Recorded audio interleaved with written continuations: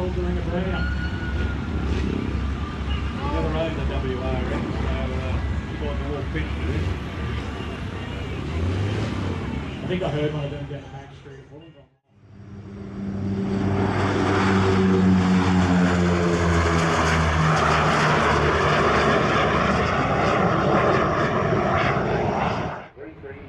Or Patrol Squadron Medium Land Base 2 was the first to receive the P2V as it's called.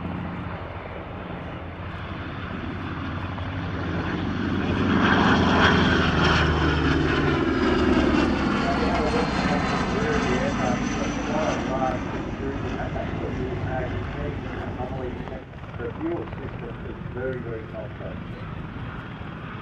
It's incredible to think, as you said earlier on, only 48 make the first